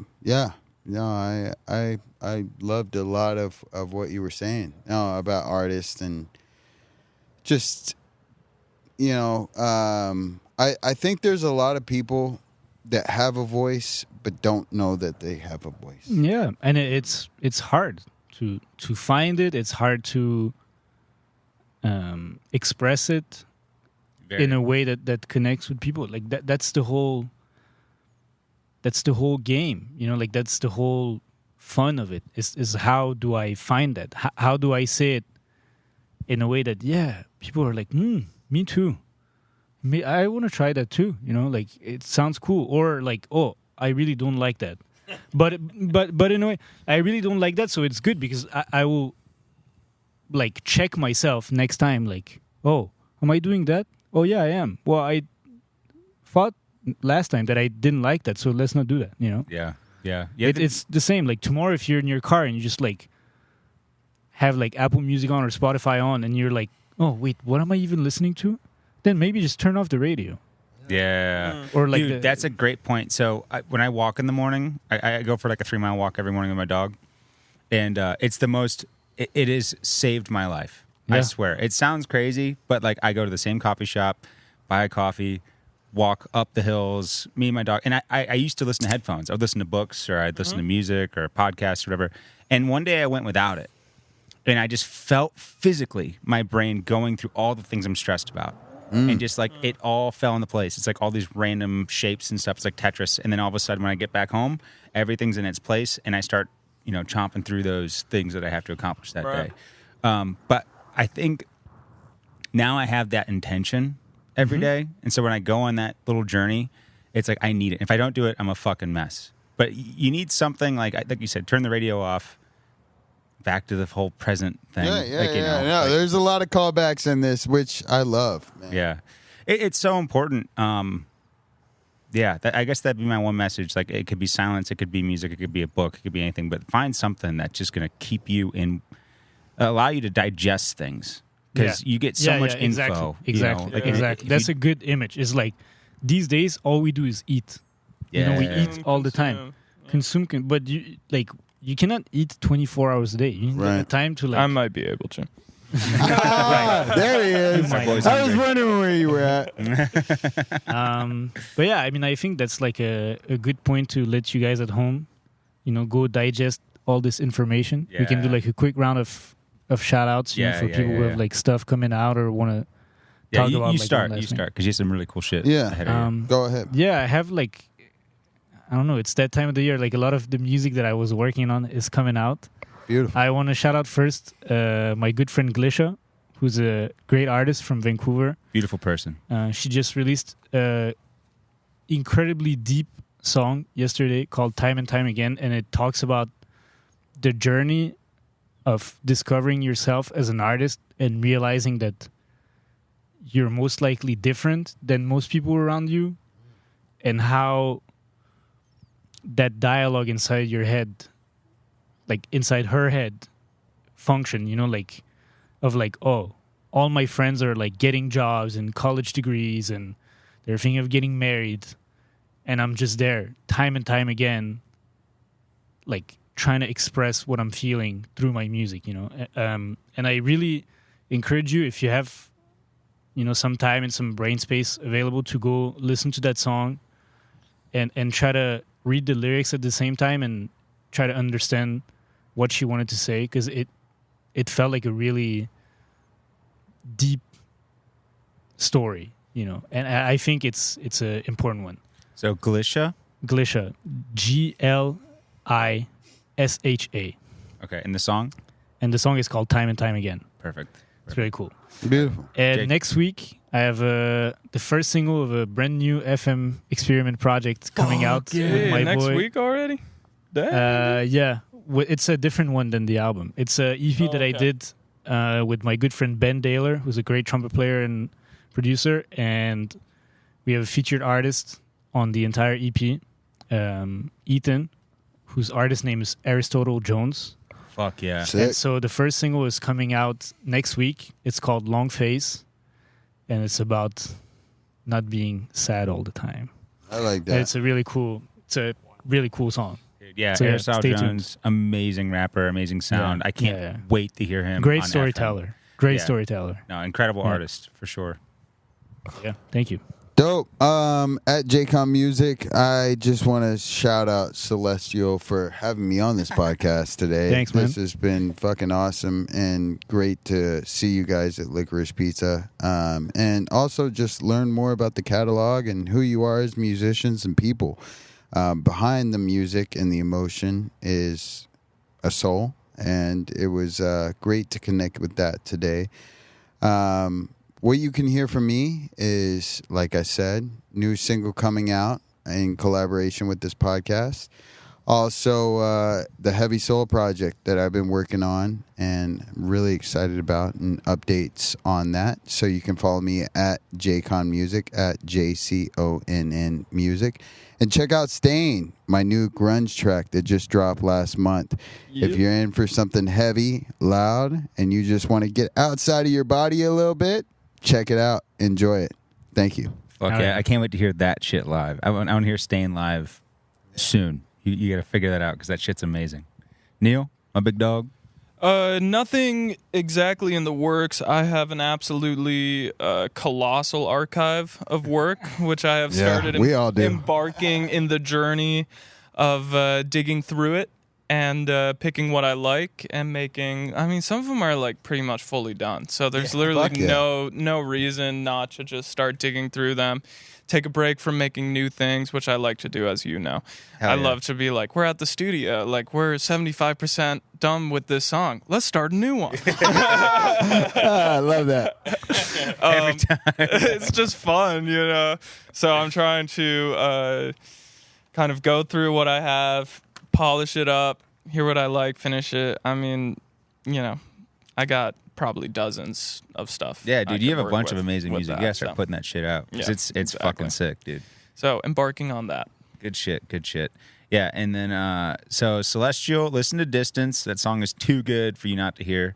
That song's amazing. Yeah, we just finished our show, so like really, there's gonna be a lot of content coming out about that. I do have a single coming out called "Better Days" on September 6th, which is actually my brother's birthday, and that's it's a real Shout out. Yeah, shout out Evan. He's the fucking man. Love that dude. But really, you know, I'm proud of it. It's my first song ever producing and mixing totally myself. Flo, you helped me out a little bit. Appreciate that. And then just Celestial. We got a bunch of stuff coming, guys. Like we have merch now. I'll post some stuff about that. And just DM us if you want any merch. For now, we'll set up a link eventually with Shopify and things like that. But really, you know, we have we're in the works. There's new music coming soon. We're gonna get back on this podcast once a week. Apologize for those who are looking forward to it, where we've had some delays, but things have been a little bit crazy. Trying to figure that out, but I think we're on a good path for the rest of the year. We'll try to get it once a week. And Jconn, I just want to say thank you so much for coming on. Appreciate it, guys. You're Thank the you, fucking man. You're a very great representation of an artist and what it means to be that today. I enjoyed listening to your music, and I can't wait to hear it come out for everyone else to listen to. Heavy Soul coming soon. Heavy Soul. That's good. All right, motherfuckers. Peace out. Love you.